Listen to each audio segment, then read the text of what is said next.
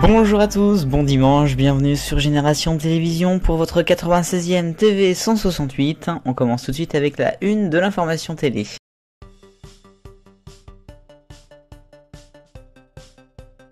La une de la semaine, c'est un peu une surprise, c'est vrai, incroyablement qu'on pouvait le penser. France Télévisions, France TV Sport a obtenu les droits de diffusion à la télévision uniquement des Jeux Olympiques d'hiver de Pékin 2022 et des Jeux Olympiques d'été de Paris 2024 qui auront été achetés sans doute à environ 150 millions d'euros, le prix d'une Coupe du Monde achetée par TF1. Et ça fait beaucoup. Mais bon, selon Delphine Arnaud, il n'y aura pas de répercussions après sur la redevance par exemple. France Télévisions donc a gagné les Jeux Olympiques. Il faut dire qu'il y avait TF1, M6 qui était un petit peu sur le coup, mais peut-être qu'il y avait les Jeux d'hiver aussi. Ça n'aura pas plu peut-être à TF1 et M6, ils n'auront peut-être pas les équipes. Bon, en tout cas c'est mérité pour le service des sports de France TV. Il n'y aura juste pas donc les droits sur le net, à part une chaîne numérique qui sera créée sur France Télévisions. Et puis il n'y aura pas non plus les Jeux Paralympiques, en tout cas pas pour l'instant. Ce qui est sûr, c'est que ça sera diffusé sur France 2, France 3, peut-être France Info si elle existe encore. Il restera plus de France 4 puis France O, ça va être problématique. Mais bon, on leur souhaite bonne chance pour tout cela. C'est Eurosport autrement qui appartient à Discovery qui avait les droits, qui diffusera aussi les épreuves. Et puis Delphine Arnaud entend aussi garder le Roland-Garros et le Tour de France en droit télé.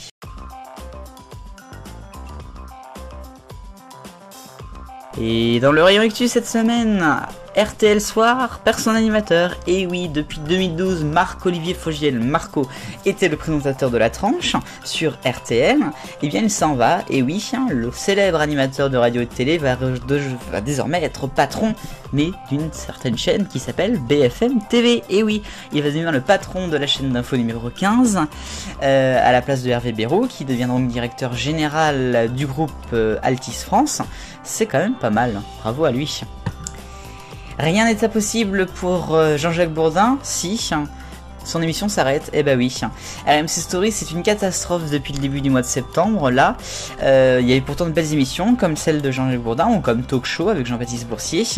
Eh bien, l'émission va s'arrêter l'année prochaine, en vue des mauvaises audiences. Il n'y avait que 100 000 téléspectateurs et 0,5% de part de marché lundi dernier pour le Prime.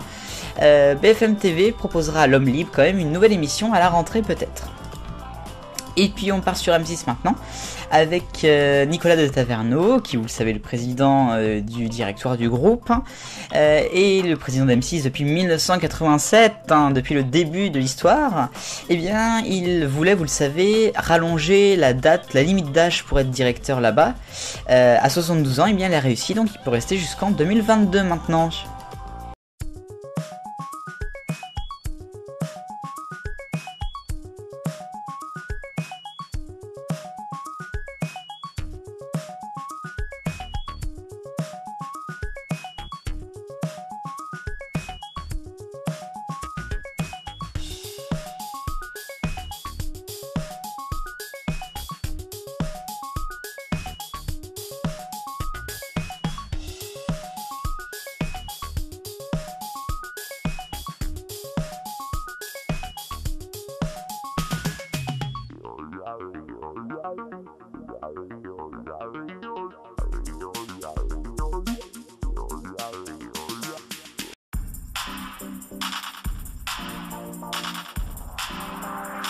Et c'est la 17e semaine du projet 52 d'ITV dans ce passion habillage, autour aujourd'hui de Laurie Nouchka de relever le challenge. Welcome to Easter Bank Holiday Monday morning, and as a new week begins, we have another fresh look on ITV with resident artist Laurie Nouchka taking on the challenge. If you want to find out more, just search ITV Creates for all the details. And it's the best way to start a brand new week now, with the latest news and entertainment, and with the first family of Towie dropping in for a chat on Good Morning Britain.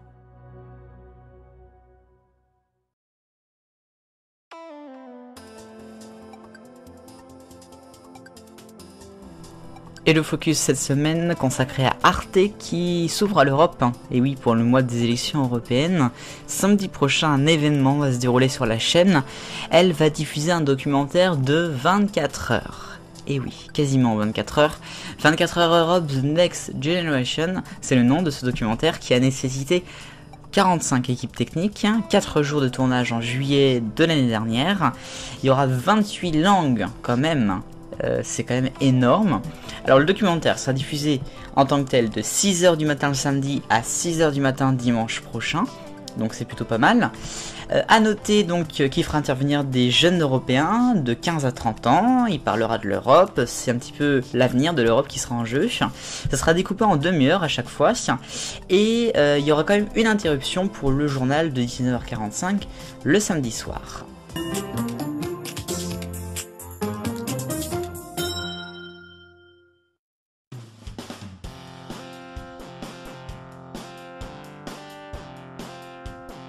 Pour l'agenda de la semaine prochaine à la télévision, ce soir vous retrouverez sur M6 Enquête exclusive qui fête son 500e numéro. Mardi soir en prime, c'est le lancement de Together, tous avec moi sur M6. Et samedi soir sur France 2, le final du plus grand cabaret du monde, animé par Patrick Sébastien. Merci beaucoup Daniel, on te retrouve demain pour Il était une fois.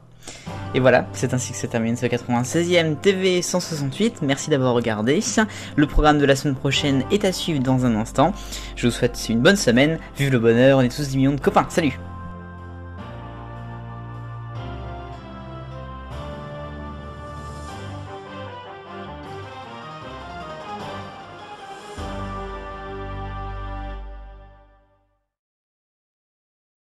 Pour votre semaine de vidéos sur Génération Télévision du lundi 29 avril au dimanche 5 mai 2019.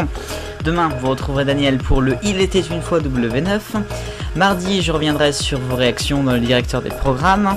Mercredi, ça sera 24h sur RMC Découverte. Jeudi, l'archive intégrale France 3 Ouest le 19-20 le dimanche. Vendredi, ce sera bonus de passion habillage, lancer d'habillage de W9. Et puis samedi, arrêt sur animé. La Panthère Rose.